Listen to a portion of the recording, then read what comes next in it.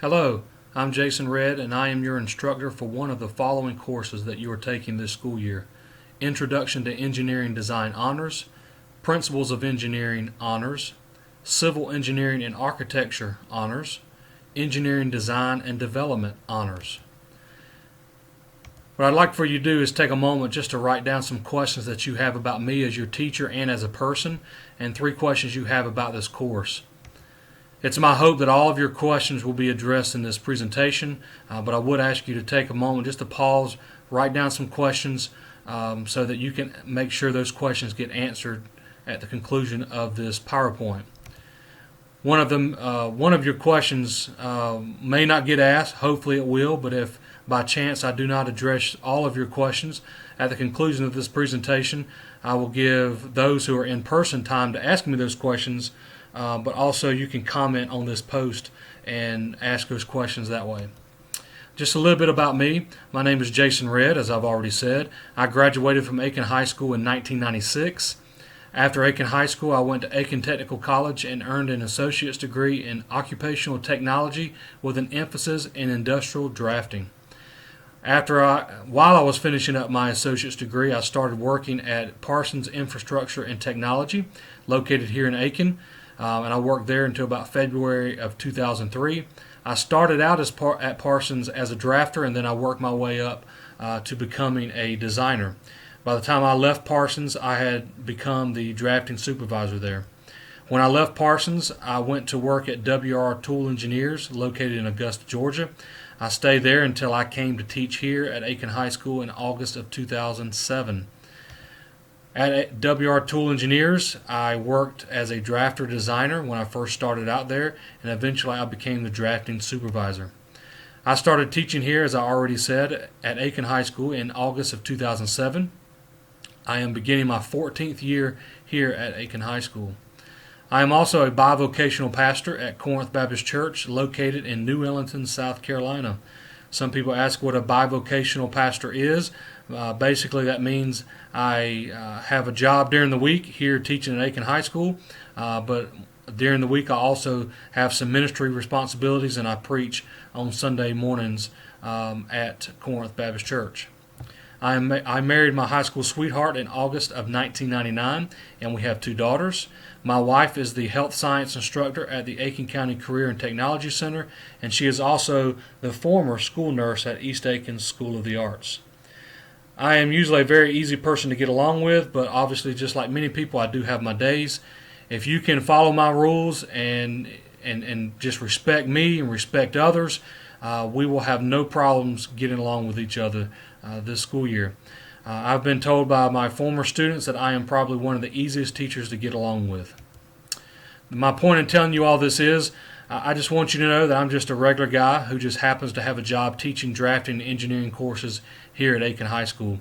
I have no agenda, no desire to give you a hard time, and no desire to see you fail. I just want the opportunity to teach you some drafting skills, some engineering concepts, and some workplace skills that will prepare you whether you enter the workforce or a technical school or a 4-year college. When you come to my class, you have a fresh start. No matter how bad you may have been in another course, another class, no matter how bad behavior you may have had, or how poorly you may have performed in another course, when you come in my class, you have a clean slate. Your success or your failure will depend on your willingness to complete the work and study when needed. Someone once said, "We see what we expect to see, and we hear what we expect to hear." If you came in to this class thinking that I was just like any other teacher, I hope that over the course of this school year that I can prove you wrong, that I can prove to you that I'm just another guy just trying to teach you the things that I know so you can be successful in college and in your future career. Hopefully, I will be able to prove to you a little bit more about the kind of person that I am. Not necessarily my beliefs, but hopefully you will see what I believe come out in the way that I carry myself, the way that I talk, the way that I treat others, and I hope that'll be something that you will desire for yourself. Here's my contact information. There's the school number there, and my extension is located right there. It is 18030. My email is jred@acpsd.net. The best way to reach me is by email. Just to tell you a little bit about the course that you are enrolled in and some of the other courses that I teach here at Aiken High School, the required materials for my courses, and the required skills. The first course that students take here at Aiken High School is the first Project Lead the Way pre-engineering course offered here. It's called Introduction to Engineering Design. It is an honors weight course. The major focus of this course is on design. This course teaches problem-solving skills using a design development process. Models of product solutions are created, analyzed, and communicated using solid modeling computer design software called Inventor. This year we will also be using a web-based CAD program called Onshape, and that way if we have to do any kind of distant learning or any kind of remote learning, students can continue to use CAD online. I will refer to this course as IED. The second course that students take here at Aiken High School under my program, the Project Lead the Way program, is Principles of Engineering Honors. Again, that too is an honors weight course. The major focus of this course is on engineering. It begins to branch out and take a step further and looking at various different types of engineering fields. And we eventually end up transitioning towards doing some robotic type stuff where students can not only build designs and build things that solve various different problems that are posed to them throughout the course, but they will also be able to learn how to program their robot equipment or their robot device. This course is designed to help students understand the field of engineering and engineering technology. Exploring various technology systems and manufacturing processes helps students learn how engineers and technicians use math, science, and technology in an engineering problem-solving process to benefit people. I will refer to this course as POE. The third course here at Aiken High School under the Project Lead the Way program is Civil Engineering and Architecture Honors. This is an honors weight course. The major focus of this course is on architecture and civil engineering and how these two engineering fields interact together. In this course, students are introduced to important aspects of residential and commercial structures and site design and development. I will refer to this course as CEA, and this is one of my favorite courses to teach because civil engineering is my background. I worked for two engineering firms that were civil engineering based. They did a lot of civil engineering type of work, and I did a lot of architecture design type things when I was here in high school, and so I really enjoyed teaching this course. The fourth and final course in the Project Lead the Way program here at Aiken High School is Engineering Design and Development Honors. It too is an honors weight course. It is a Project Lead the Way capstone course, which means basically this is a year-long project that students will work on, and they will each step in this course will take you deeper and deeper in the design and engineering process. You will research a problem in so many different ways, and you will come to a solution that will solve a problem of your choice with other team members. Students will perform research to choose, define, validate, and justify their problem. And then after carefully defining the design requirements and creating multiple solution approaches, their team will select an approach and build, design, and test their solution. So in this course, not only will students design, build, and test it, but they will also present their solution to a panel of professionals here at the school. This course is referred to as EDD. So really excited about this course. Students get to design it, as I've already said, build their idea in CAD, but they also have the opportunity to not just build their design, but they also can print different pieces of their design on the 3D printer we have here in the classroom. Here's just a simple pathway that students can take through my program. You will see the Introduction to Engineering Design is the first course that students take. Typically, students are ninth graders when they take this course, but I do have sophomores, juniors, and even seniors take this course. The next course that students typically take is Principles of Engineering, but students have also taken Civil Engineering in its place. It just depends on their grade level and their interests. And so if they're not able to complete this program, but yet they want to take Civil Engineering, they can sort of skip POE and skip straight into CEA. And the fourth and final course that is typically taken with seniors is Engineering Design and Development. I've had some students even take the pathway of IED, POE, and then their senior year they take CEA and EDD in the same year. Here are the required materials for this course. Pencil or pen, it really doesn't matter to me, but of course if you use a pencil you are able to erase and make changes to whatever it is that you're sketching. Blue and black ink are perfectly fine with me. A composition notebook is required for this course, no spiral notebooks.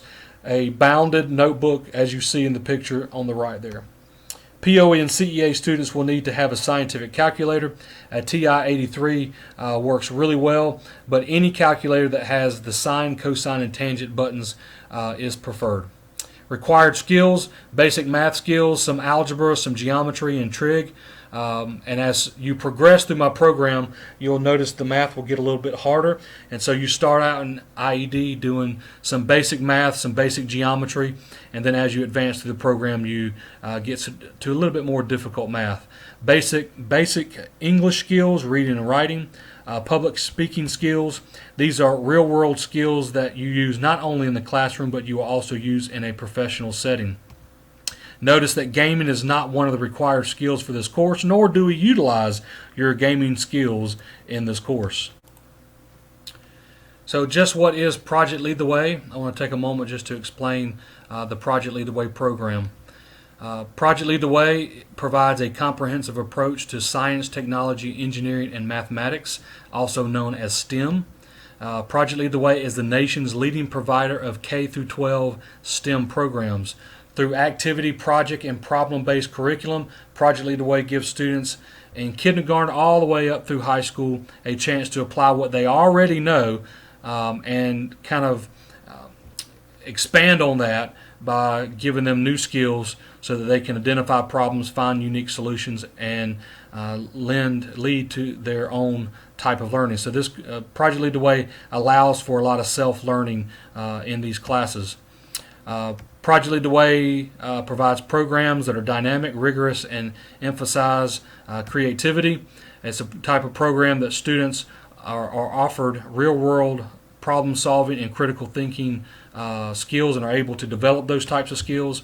Students are highly engaged and exposed to typically non-pursued areas of study.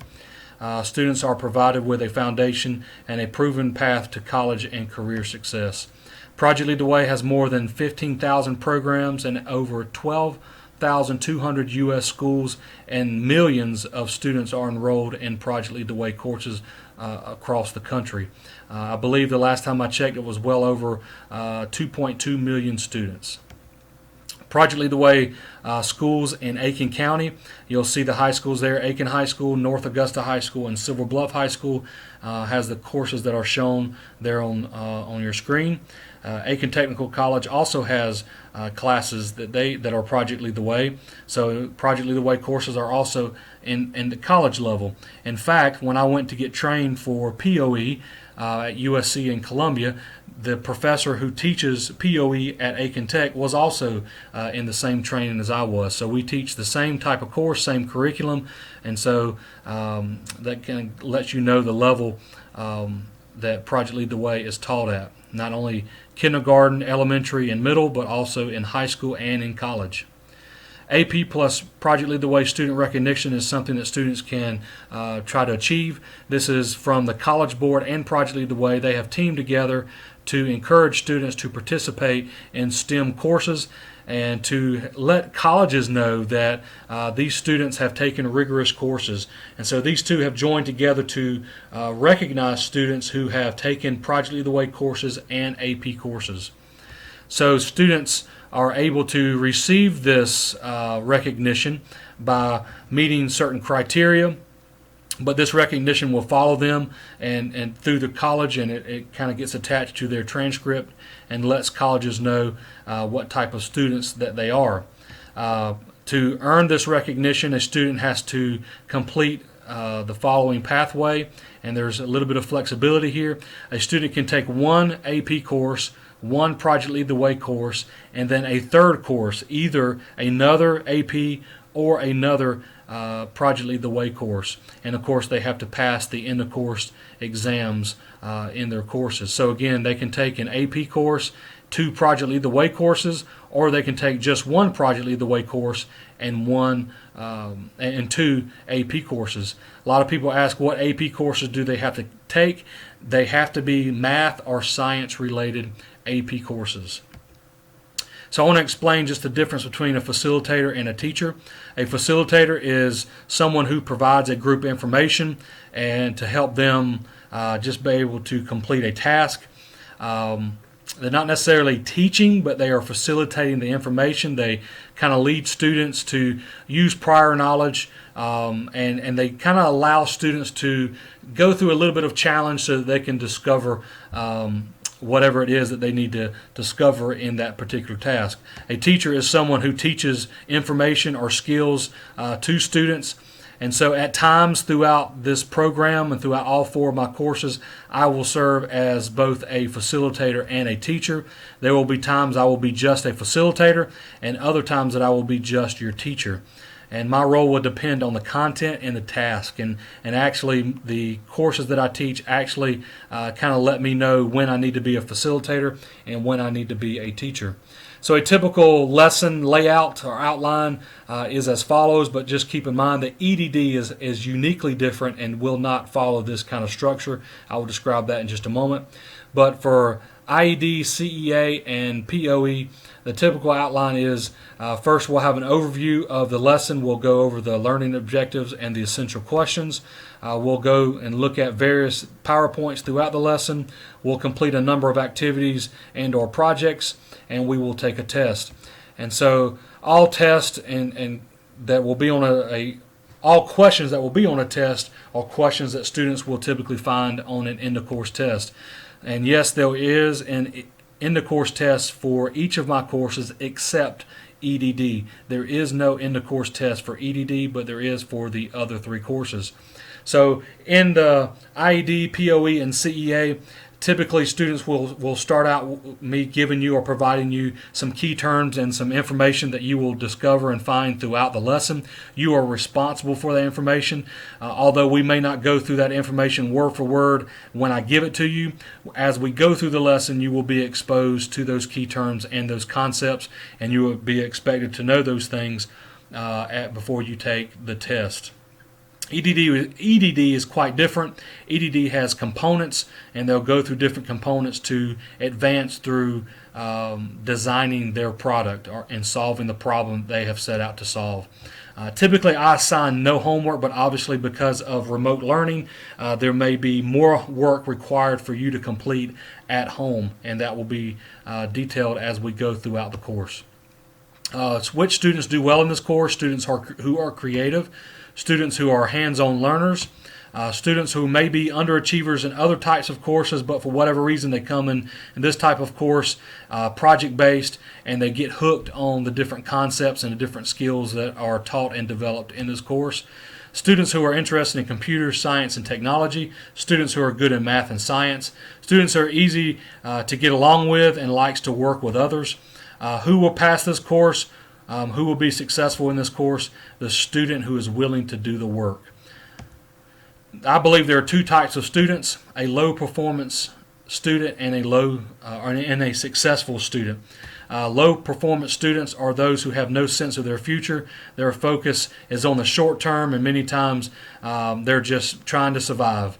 They have no idea where they want to go after they get out of high school. They have no idea if they want to go to college, and they really have no idea what kind of career they want to seek after they get out of high school. Typically, those types of students end up being low-performance students. Successful students are those who have a strong sense of their personal self-government. They're able to independently accomplish various different tasks on their own. They believe they choose their future. They have a good idea of where they want to go after high school. They know where they want to go to college probably. They know what they want to study when they're in college, and they have a pretty good idea of their career path after college. And what kind of student will you be? Because I believe that students choose who they will be. I believe you choose to be a low performance student, and I believe you choose to be a successful student. So which one will you choose to be? Just want to share with you some digital platforms that each student will be expected to use throughout the year. First of all, I'm going to have students take a technology survey the first week of school, and in that survey it will allow me to determine which students have access to a computer or laptop or some other electronic device, which students have access to a digital camera, whether it be an actual digital camera or the camera off of a cell phone, which students have any type of skill or what level of skill they have using various different types of technology. So you can scan this QR code and be directed to take this survey now, or you can go to this link here and begin taking this survey. Here are some digital platforms that we are going to use in this course. First of all, PowerSchool gives students access to their grades. Your username and password is typically picked up from the counseling office here at Aiken High. And once an assignment has been graded, the grade will be posted in PowerSchool. I typically do not call students up one by one and show them the grades that they get on projects or activities. Typically, when you submit your grade through Schoology, or I grade a project through Schoology, or however I may grade that project, I will typically post that grade in PowerSchool, and students can find out their grade there. And after they see the grade, they can always definitely either contact me or ask me in person what maybe some questions they may have about their grade. I will do my best to grade assignments as soon as possible, but obviously some projects take a little bit longer to grade than others. But I do typically grade things in a pretty quick fashion. Office 365 and your computer login. Office 365 is where you will access email, your cloud storage, which is known as OneDrive, Word, PowerPoint, and Teams. And we will use these applications throughout the school year. So your username and password will be provided to you by the school district. Your email will typically look like this: whatever your username is, followed by @student.acpsd.net. If you do not know your Office 365 or computer login information, I usually can look that information up for you, but sometimes I don't always have access to that, but oftentimes I do. But at least I can direct you in the right direction to find that information. From Office 365, we will be using the following applications: Outlook, which is your email; OneDrive, which is your cloud storage, which allows you to save all your work on OneDrive, so you not only save your work here in class, but you can also go home and access that work at home. Microsoft Word, Microsoft Excel, PowerPoint, and of course Microsoft Teams is how we will do virtual meetings. It is expected that all students check their email on a regular basis. I would ask you to check it multiple times a day if possible. You will create folders in your OneDrive and share that folder with me and save all of your work for my course in that folder. And the reason why I do that is so that students can save their work here in the classroom on the computers that we have. They can save it in their OneDrive under the folder for my course, and if they share that folder with me, I can actually have access to that folder at any time. And there have been occasions in the past where students have been absent and they meant to submit their work, but for whatever reason they didn't. But maybe they're unable to do that because they're away. But because they've shared their folder with me, I've been able to go into that folder that they have shared with me and check their work while they're away. Schoology is the primary platform for all classroom instruction. I cannot stress how important it is for students to learn how to use Schoology and how to access all their courses through Schoology. Your username for your Schoology account is your school ID number. That is the number that is found in PowerSchool, and your password has been reset to @AHS 2020. If either your username or your password doesn't work, I can usually verify what they are, or I can help you reset your password through my account. You will access and submit all assignments through Schoology. That is the goal this year, to submit all assignments, whether it be a classroom assignment, whether it be something from your notebook, or whether it be a project. You will submit all your assignments through Schoology. You will also take all your tests through Schoology. Remind is another great tool that I often use in class to send out short reminders to students. Remind allows you to receive those messages, and it's a very valuable tool for me and students to use. For IED students, the code is right there on the screen. So what students will do is they will text to the following number, 81010, and the codes that you see there for the particular course that they are enrolled in. So please make sure you text that number, 81010, the code of the course that you are enrolled in.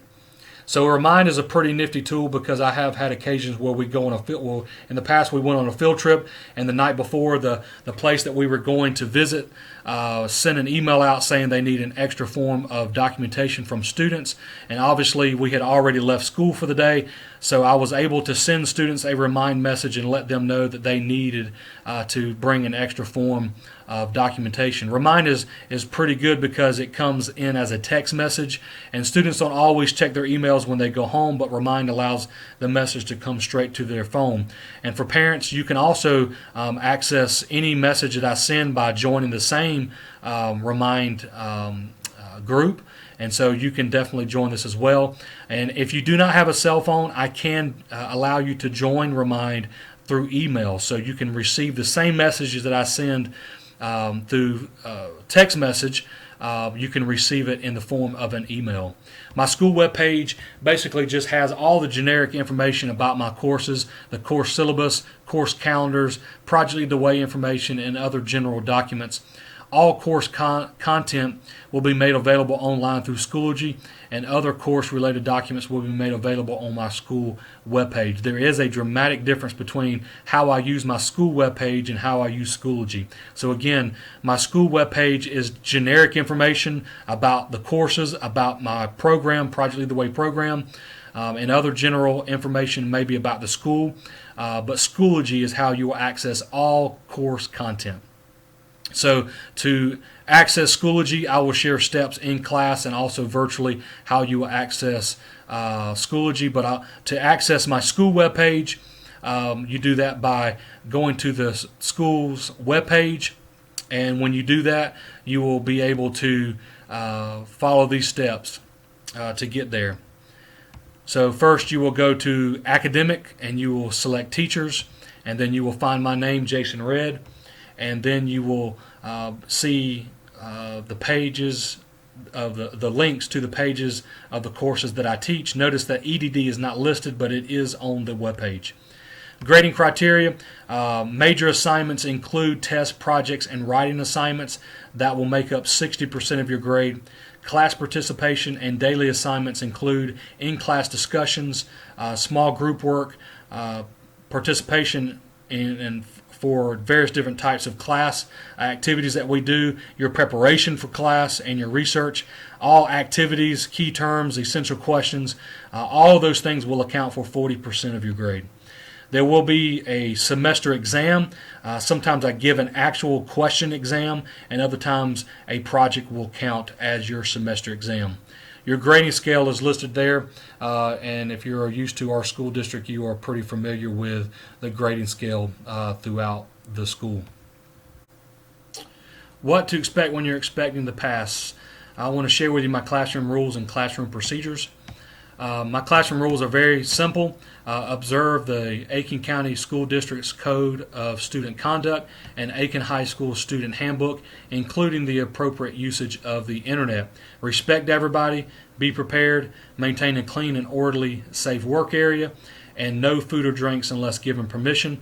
In my classroom, you'll notice it is laid out uniquely. On one side, I have large tables where I do allow students to drink and sometimes eat, depending on how long it takes them to do those things. But I do ask that students do that quickly. But as you'll see in just a moment, I do not allow food or drinks in the computer lab. So computer usage and internet usage, all students will require the use of the computer lab. About 90 to 95% of what we do in class requires the use of a computer. Your computer usage can and will be restricted if you do not follow the classroom rules for computer use. So see the classroom use rules as I will share right now. Students are not allowed in the computer lab without teacher supervision, but understand as we go through the course, there will be times when students will know they will be on the computers, and they are definitely allowed to come straight in and get right on the computers, but just make sure you listen out for if I need to get you to sit at the tables so that I can get your attention and share some information with you. Students are not allowed to check non-school related email accounts such as Gmail, Yahoo, while on a school computer. Students are not allowed to chat or instant message while on a school computer. Students are not allowed to download or install any software on the school computer, nor do anything that changes the appearance or effects of the settings of a school computer. Students will not download anything to a school computer like games, programs, etc. You can download images if it's for a classroom assignment. You can download things if it's for an assignment, but I just don't want students downloading things because it can, without you knowingly doing it, you can install a virus on a computer. Students will not misuse computer hardware or software, such as sending out unauthorized messages, vandalizing equipment, altering a software program, or plagiarism. Students will use the internet for only appropriate school-related activities or work, and only with a teacher's permission. So, for example, if you come in class and you're kind of caught up on my work and you need to do something for an English class, you definitely can use the computer to do some research for another class like an English class, but just please make sure you communicate that with me. Students must not download or do anything to bypass the school district's firewall while on a school computer. Students will not play games on school computers. No food or drinks are allowed in the computer lab at any time. So please make sure if you do have a food or drink or something you want to, some crackers you want to finish, please do that at the large tables in my classroom. And if you have a drink, make sure you drink that over at the large tables. Again, no food or drinks in the computer lab. Inappropriate websites, it happens from time to time. Students may click on a link and it takes them somewhere they did not intend to go to, but you need to immediately let me know what you've done, or else I can only assume you meant to do that. So make sure, even if you approach a computer and you arrive and you turn on a computer and you notice there's something inappropriate there, you need to let me know that as soon as possible so that I can make sure I protect you from anything that may come your way. If I discover that you knowingly went to an internet website and accessed an inappropriate website, I will be forced to write a referral and send that to the office. Do not alter the web browser history for any reason. The school district's administrator at the district keeps record of every site visited and any search made on every computer. So even though students think they can delete their search history or their browser history, it is still recorded at the school district, and it can be accessed if it needs to be accessed for me to determine if you went somewhere you shouldn't have went. If you delete the browser history, all I have to do is ask for that report to be given to me. A student can and will lose their internet access privilege for any inappropriate use of the computer or the internet. If a student chooses to break a rule in my classroom, here are the following things that I do. First of all, there will be a warning. Second through fourth offenses involve joining the 500 Club. I'll explain the 500 Club in just a moment, but just to understand the level of offense sometimes kind of dictates whether I go straight to certain things, but I usually start out with a warning, and then the second offense, the third offense, and then the fourth offense involve the 500 Club. And sometimes I go straight to and send a referral. It just depends on the offense. But you can lose computer privileges for the day, maybe for multiple days, if there is an offense that warrants that, and your parents will be contacted. For the fifth offense, a office referral will be written and sent to a grade level administrator. Severe disruptions will obviously require an office referral, and you'll be sent to the administrator's office. So obviously you could easily go from a warning to a severe disruption very fast. So what is the 500 Club? A 500 Club is when a student chooses to break a rule. They will be warned, and after that they will be asked to write 500 on a piece of paper. So students will write the numbers 1 through 500 on a piece of paper. They will not write the words of the number, they will write the numbers. And each offense will increase by 500. So a student could eventually end up writing 1 through 1500 on a piece of paper if they continue to do whatever it is that I've asked them not to do. The fifth offense will be a referral to an administrator. All required numbers will be are due at the beginning of the next class, but there has been occasions where at the very beginning of the class a student does something wrong, and I tell them they owe me 500 by the end of class because they lose their internet privilege or their computer privilege, and so they have to immediately start writing 500. So a lot of people ask me why the 500 Club. Well, actually it takes about 15 minutes to write the numbers 1 through 500 on a piece of paper. Rather than give a student after school detention, I'd rather them just write the numbers 1 through 500 that way. So it kind of takes the place of after school detention. There are minor offenses, and minor offenses will be, I will write a classroom referral, and those will be recorded in PowerSchool. And minor offenses, classroom referrals can build up to office referrals. But many times I take care of in-house issues with the students, and many times classroom referrals are just me and the student taking care of the issue. To 500 Club, those types of poor language, those types of things can be dealt with classroom referrals. Tardies, classroom referrals, but when you reach the fourth offense, whether it be a tardy, language, or any other kind of issue, then an office referral is written. But classroom referrals are basically just documentation to show the level of offense or the level that students have to, or the extent that I've had to take to deal with students in class. All major offenses will require an office referral, and administrators will be able to see how many classroom referrals I have written that led up to the major offense. So there is a robotics team at Aiken High School. They meet in our building, and they typically meet on Tuesdays and Thursdays. I like to share that with students because they might be interested in joining that. Can students be my student helpers? I am not accepting any student helpers this school year. Can you come to my classroom to hang out if you've completed work for another class? This school year, obviously, I cannot allow students to just come down and hang out in my classroom.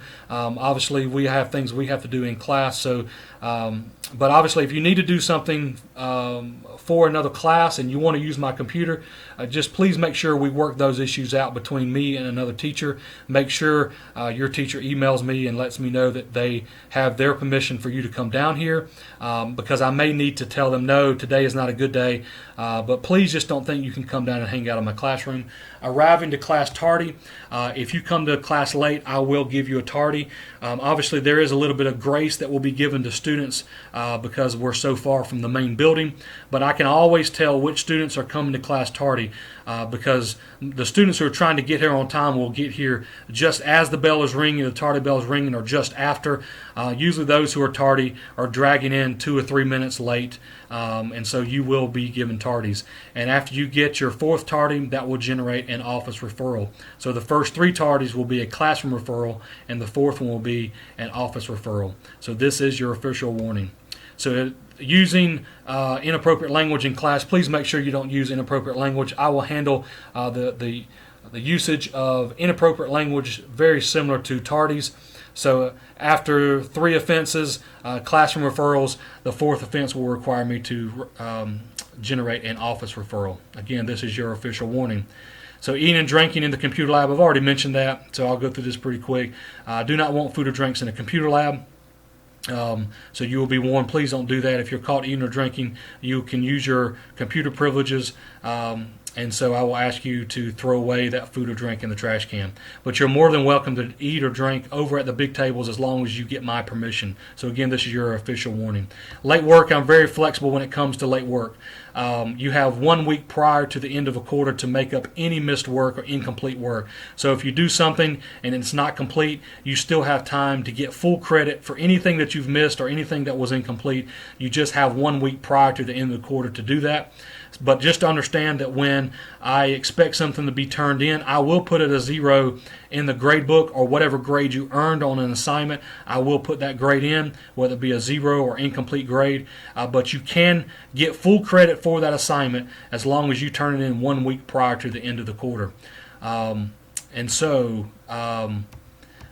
Any assignment or project that is not completed 1 week prior to the end of the quarter will receive no credit or the grade that was put in.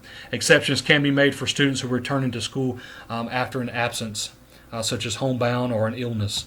So it is the student's responsibility to come and talk to me concerning the assignments that they missed while they were out of school.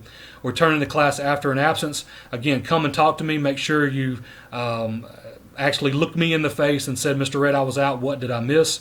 But all my assignments will be on Schoology, and we will hopefully create a routine where you'll know how to access the work even though you may not be in class.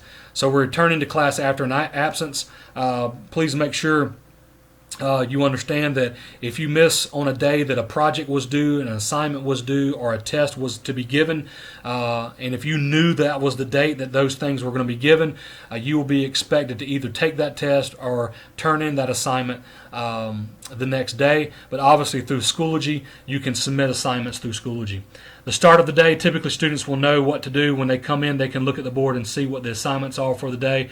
I may tell them to stay at the tables, but typically they'll know if I need them to stay at the big tables, I'll go directly to the computers. Most assignments will be written on the board and will have already been assigned, so look for your abbreviation on the whiteboard. So in the computer lab, students need to get my permission, or at least we need to have an understanding of when you should go directly to the computer lab to work.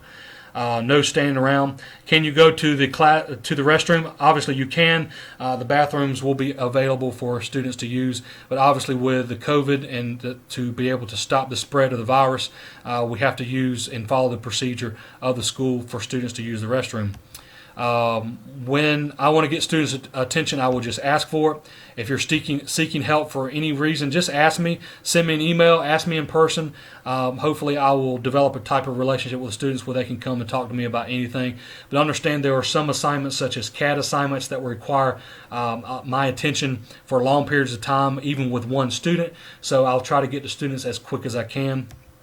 Listening, responding to questions. So make sure you remain quiet while I'm talking. And if you need to ask a question, raise your hand.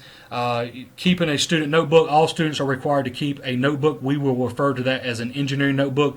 You will keep all notes and all assignments in that notebook and submit those assignments through Schoology. Getting materials without disturbing others. Obviously, you can get anything you need in the classroom. I will hopefully lay out the materials you may need in the classroom, and they will be available for you. But please do not go in my office without permission. If you do move around the classroom for any reason, you need to wear a mask. Moving around the classroom, you're free to do so. You don't have to ask if you can go to sharpen your pencil or ask to go to the trash can. But to keep social distance from one another, you must wear a mask when you walk around the classroom. Hidden rules. Can you succeed in this course? Absolutely. Can you fail? Absolutely. I have students fail all the time because they simply do not do the work. But if you do the work, I promise you, you will pass this class. Can you have fun in this class? Absolutely. I hope you enjoy being in this class. Can you talk in this class? As long as I'm not talking, absolutely. You feel free to talk to your classmates, but just make sure you're not talking so much that you distract others from getting their work done, and make sure you're not getting too loud while you're being distracting to others. If you want something, need something, just ask me, and I will do my best to give you whatever it is that you need. Can you have your cell phone out in class? Can you listen to music while in class? Cell phones and other electronic devices are prohibited during school hours, but obviously you can pull your cell phone out to take pictures of your assignments to submit them through Schoology, but you cannot have those out to text message or answer phone calls of that sort, of check apps or social media accounts. cell phone or other electronic devices, obviously, again, will be used to submit assignments. Just make sure you get my permission before you pull your phone out to submit assignment through Schoology.